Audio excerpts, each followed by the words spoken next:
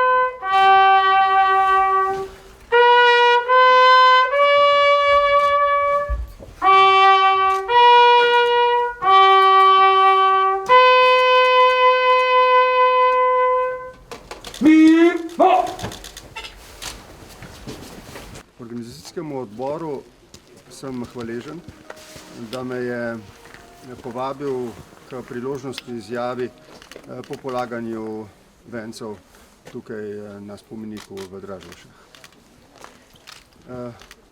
Zdaj smo dobro vstopili v leto 2021. V tem letu bomo praznovali ustanovitev, razglasitev naše države in njeno enotno obrambo.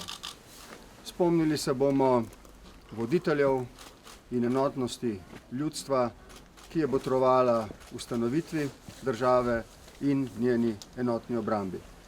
Že konec tistega leta, pred 30 leti, so bila tudi prva priznanja, diplomatska priznanja suverene, samostojne in neodvisne Republike Slovenije. Upam, da bomo sredi tega leta na državni praznik, dan državnosti, praznovali skupaj in vzneseno. Ko bomo, upam tako, praznovali letos ta praznik, se moramo spomniti tudi vseh tistih, med drugimi tudi borcev Cankarjevega bataljona, partizanskega gibanja in vseh drugih osvobodilnih gibanj, posameznikov, skupin, ljudi, domoljubov, ki so na različne načine v različnih časih, v časih težkih preizkušenj.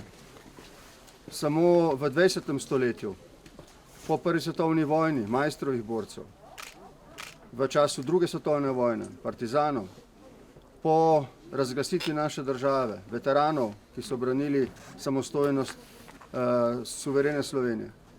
In nazaj, vseh tistih, ki so dali v ta zgodovinski lok slovenskega osamosvajanja svoj najbolj, bom rekel, dragocen prispevek, pripravljenost, da žrtvujejo svoje življenje.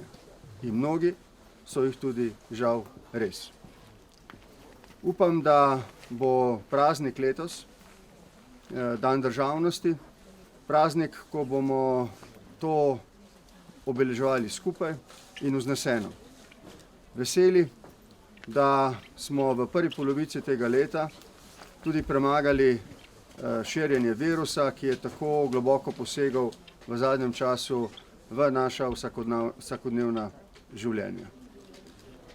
Želim si, da bi praznovali na Kongresnem trgu ob državni slovesnosti vsi skupaj, kot pravim, da bi se zares od srca vzneseno veselili dneva državnosti, praznika, ko se spominjamo ustanovitve naše države, da bi bil praznik, ki bi povezoval.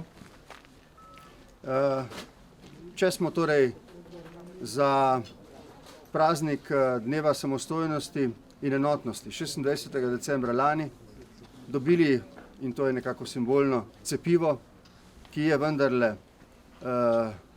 ki predstavlja začetek konca te krize, potem si želim, da bi sredi tega leta, 25. junija, zvečer, bil Kongresni trg v Ljubljani poln, da bi bili trgi in druga obeležja vse posod po Sloveniji polna ljudi, ki bi bili veseli, da smo premagali to krizo, da se z radostjo v srcu spomnimo tistih, ki so bili voditelji v času osamosvajanja, enotnosti slovenskega ljudstva in, kot sem rekel, posebej poudaril danes tukaj v Dražgošah, da bi se spomnili vseh tistih žrtev, ki so položena v to samostojnost v času potem, ko je nastala ideja zedinjene Slovenije in ko so se generacije Slovencev borile, nekatere tudi z žrtvami, zlasti sredi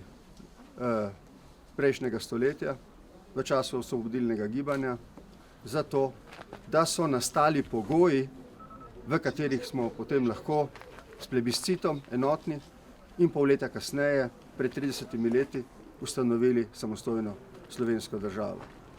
Ob začetku tega leta me v tem smislu, ne glede na našo utrujenost zaradi prestajanja te krize, zaradi socialnih in drugih stisk, ki so med našimi ljudmi, me nekako navdajata optimizem in upanje.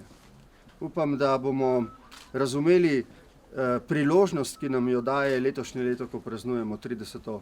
obletnico ustanovitve države, da se povežemo, da v času tega praznovanja tudi nekako pozabimo ali odstranimo za trenutek razlike, ki so med nami, normalne, vseh vrst. In da se spomnimo razlogov, zakaj smo skupaj. Ker je med nami več tistega, kar nas povezuje, kot tistega, kar nas ločuje. Hvala za vašo prijaznost. Vse dobro vam želim v tem letu.